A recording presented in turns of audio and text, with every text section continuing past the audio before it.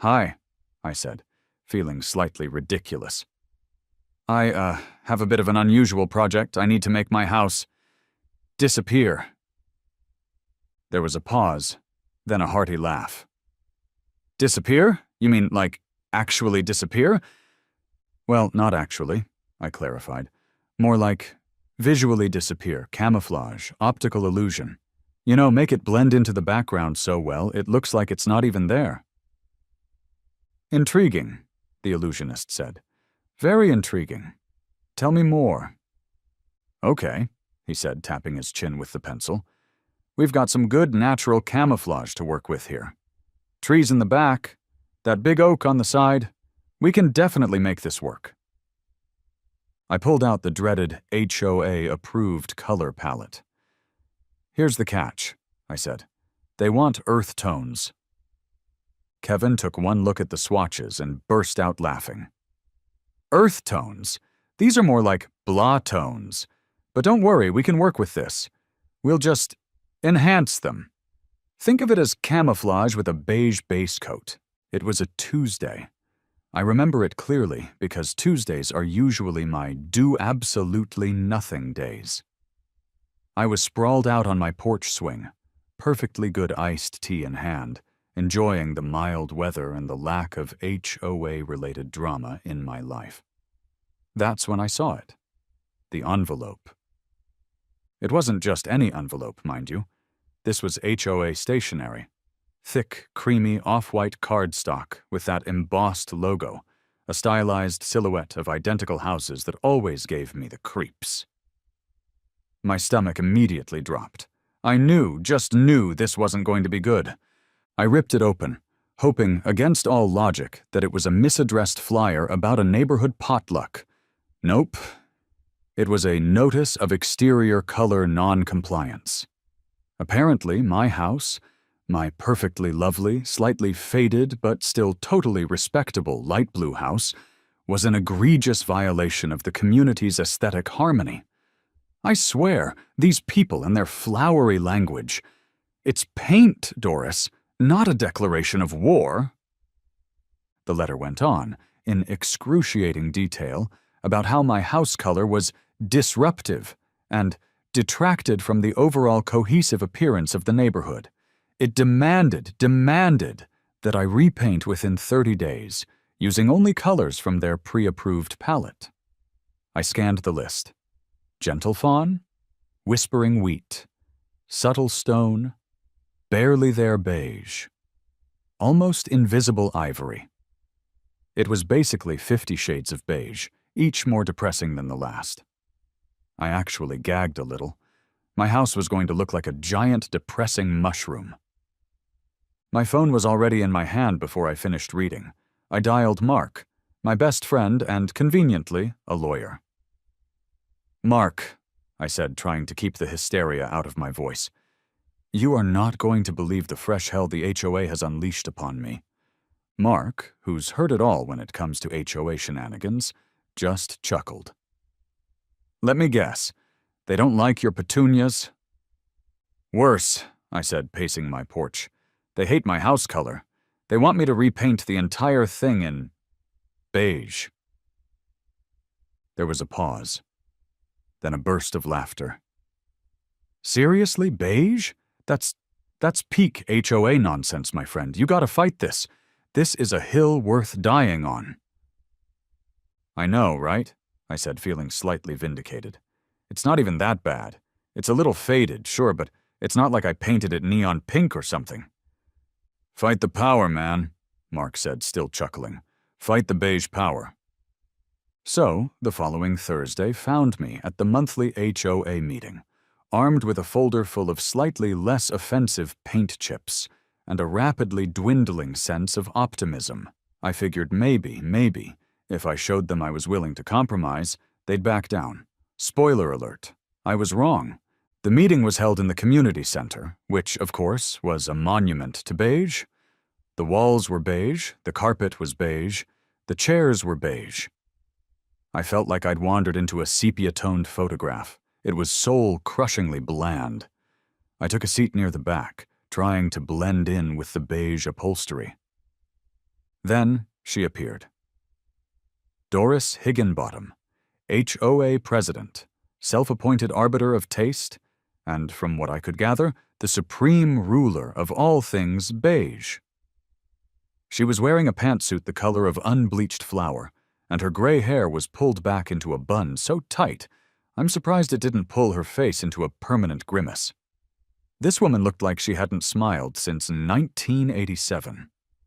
Doris took the stage with the air of someone about to announce the winners of a very serious, very beige competition. She cleared her throat, adjusted her microphone, and launched into a speech that could have cured insomnia. "Good evening, fellow homeowners," she began, her voice as dry and crackly as an autumn leaf. "As you know, we are here tonight to discuss matters of vital importance to the continued harmony and aesthetic integrity of our beloved community."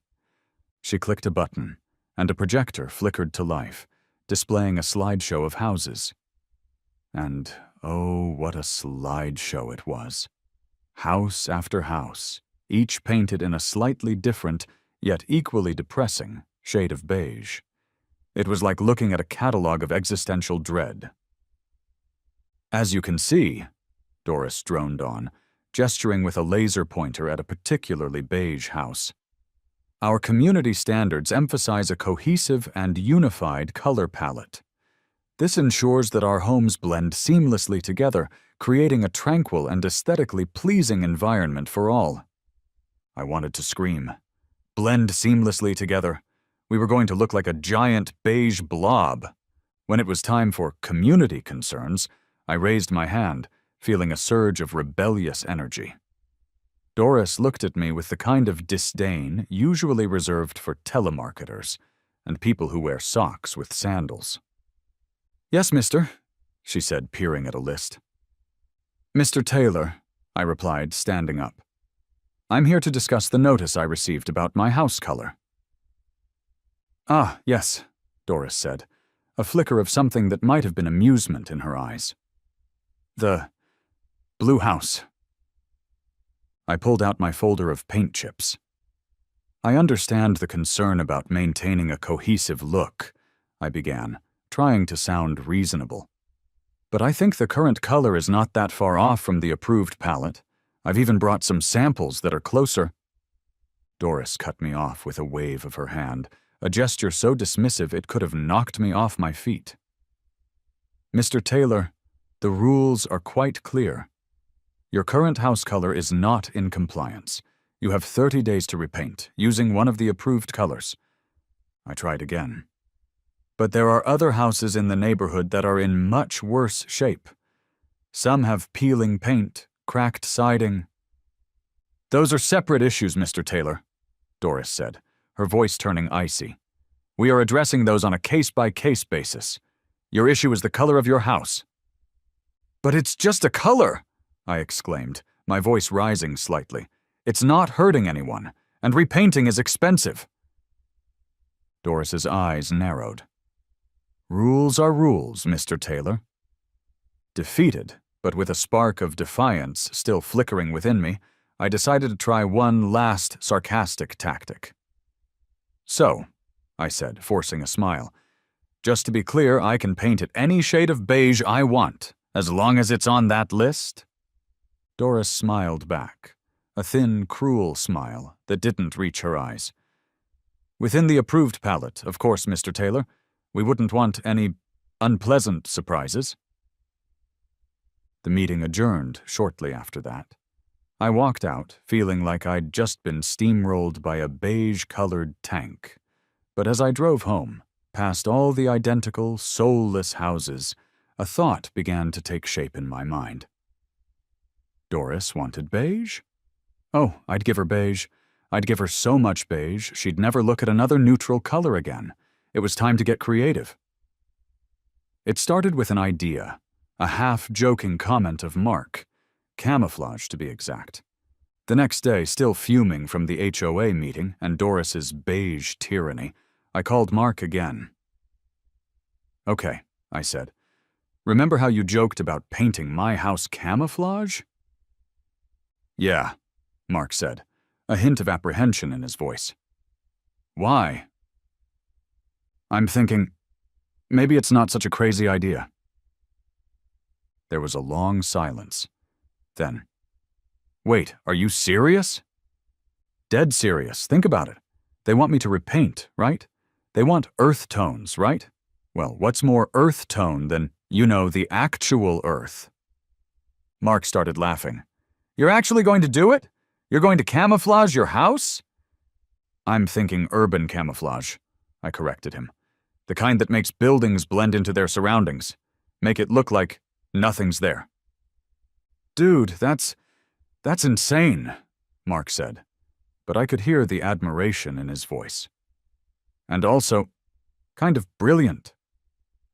And so began my descent into the wonderfully weird world of camouflage.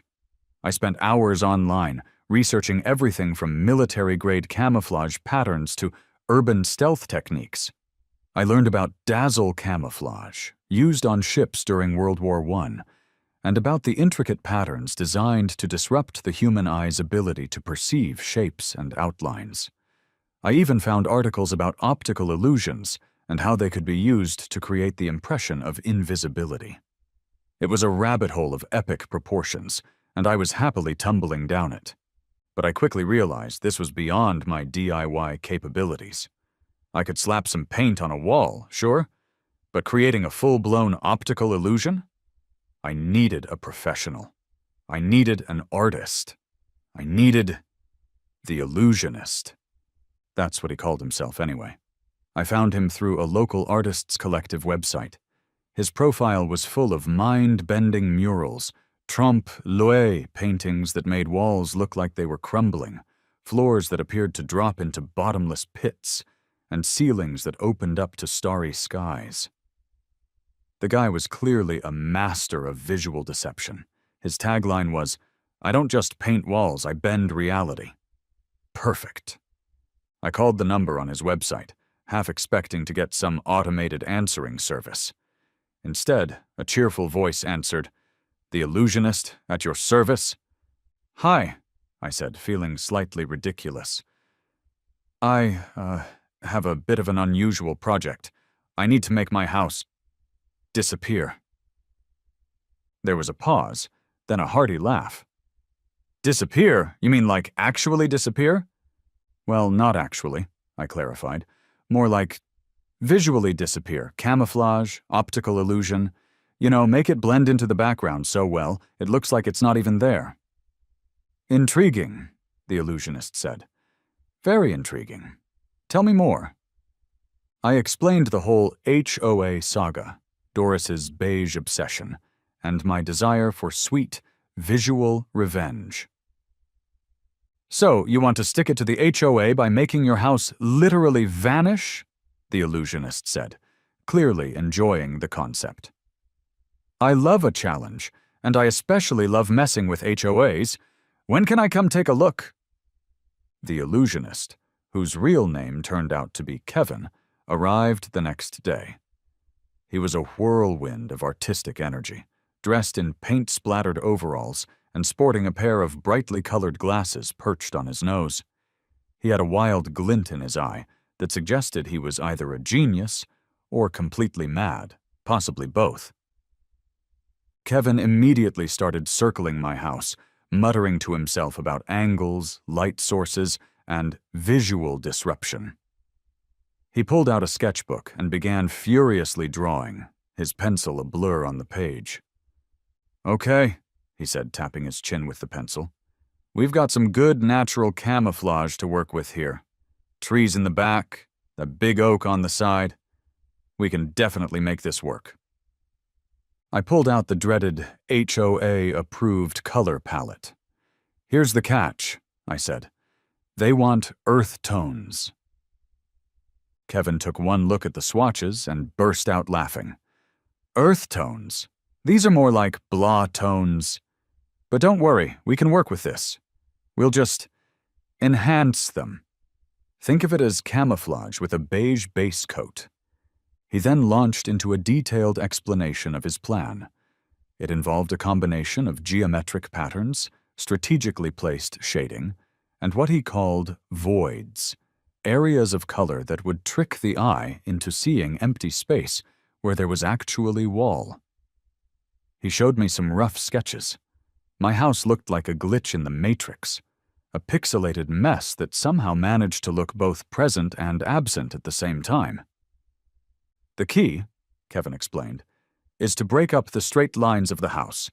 We'll use angled stripes and irregular shapes to disrupt the silhouette. The garage door will be a particularly fun challenge. We'll make it disappear completely. And the windows, I asked. We'll outline them in a way that makes them look like reflections of the sky and trees, Kevin said with a mischievous grin. From a distance, they'll be practically invisible. We spent the next hour refining the design. Kevin was a fountain of ideas, constantly tweaking and adjusting the patterns, talking about focal points and negative space like he was composing a symphony of deception. The final design was a masterpiece of camouflage, a blend of greens, browns, grays, and, yes, even some of those dreaded beiges, all arranged in a way that would make my house vanish into the landscape. Before he left, Kevin handed me a few paint samples, carefully chosen to match the HOA's earth tones while still working with his camouflage design. "Get these approved," he said. "In writing. That's your insurance policy." I took the samples to the HOA office the next day, handing them over to a bored-looking clerk. I didn't mention the camouflage, of course. I just said I was complying with their repainting order. They stamped the samples approved without a second glance. They had no idea what they were signing off on. I practically skipped out of the office, barely able to contain my glee. Operation Vanishing House was officially a go. The actual painting took about a week. Kevin and his crew were like a well-oiled paint-slinging machine. They worked with a speed and precision that was mesmerizing. To avoid arousing too much suspicion, and to keep the HOA off my back, I parked my car a few blocks away and pretended I was on a business trip. Whenever curious neighbors asked what was going on, I'd just shrug and say, "Oh, you know, HOA stuff, repainting, it's a whole thing." This usually elicited sympathetic nods and eye rolls. Little did they know.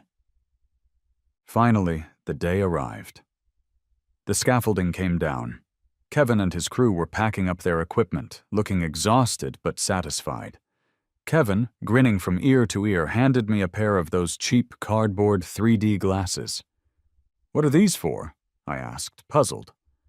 "Part of the magic," Kevin said with a wink. "Put these on and walk across the street. Stand right about there." He pointed to a spot on the sidewalk directly opposite my house.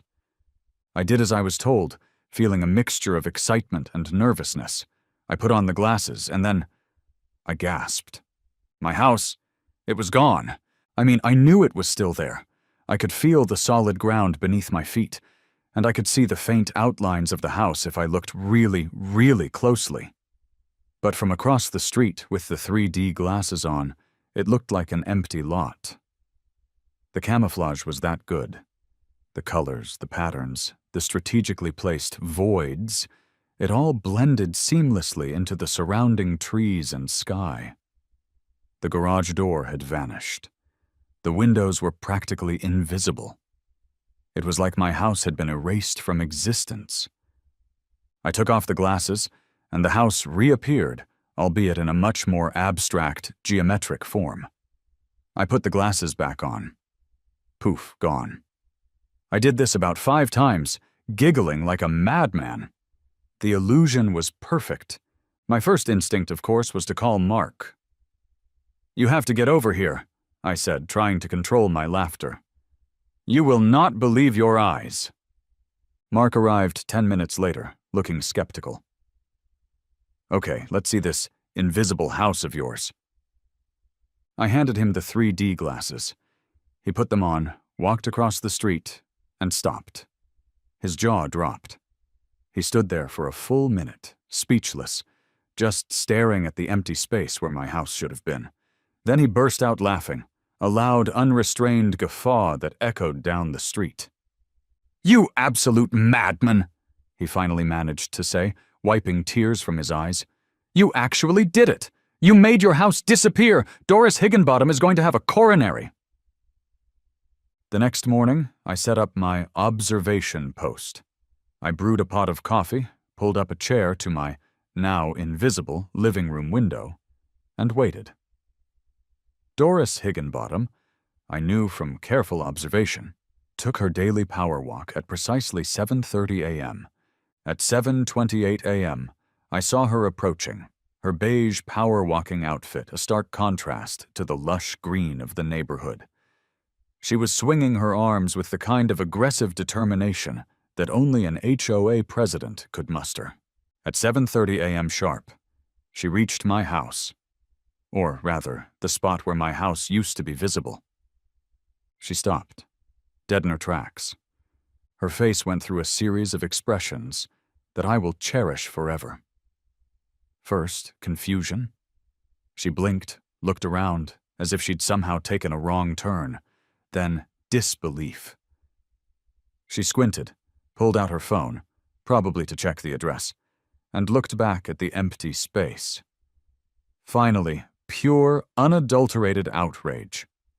Her face turned a shade of red I didn't think was humanly possible. She started frantically dialing her phone, jabbing at the screen with a trembling finger. I couldn't hear exactly what she was saying, but I could see her gesturing wildly at my house, or rather, not at my house. Within minutes, a police car pulled up.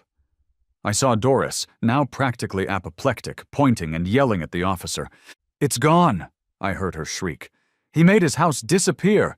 It's a public safety hazard. It's illegal. It's unbeige." I couldn't hold it in any longer. I burst out laughing, clutching my sides. I decided it was time to make my appearance. I strolled outside, feigning innocence. "Good morning, officer," I said, trying to keep a straight face. "Is there a problem?" The officer, a young guy who looked utterly bewildered, turned to me. "Ma'am," he said to Doris, "I can see the house just fine. It's right there." He pointed directly at my camouflaged masterpiece. Doris sputtered. But, it's invisible, can't you see? He's using some kind of witchcraft." I decided to play along. "Officer," I said, "I think she might be having a little trouble with her vision. Maybe she needs to see an optometrist?"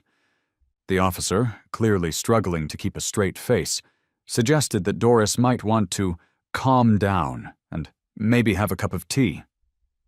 He then drove off, leaving Doris fuming on the sidewalk. The news of the disappearing house spread through the neighborhood like wildfire. That afternoon, Doris called an emergency HOA meeting. The community center was packed. Everyone was buzzing with excitement, whispering about the invisible house and the camouflage genius. Doris, looking like she'd aged 10 years in a single day, took the stage. Her usual beige pantsuit was slightly rumpled, and her bun was noticeably less tight. "This is an outrage," she declared, her voice shaking. "Mr. Taylor has made a mockery of our community standards. He has painted his house in a way that is unacceptable."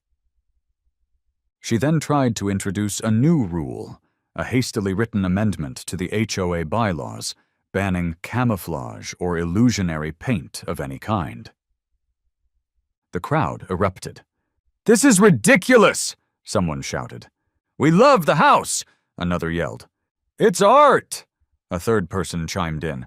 People started chanting, "Let the house stay! Let the house stay!" Someone in the back pulled out their phone and started playing a TikTok video of my house.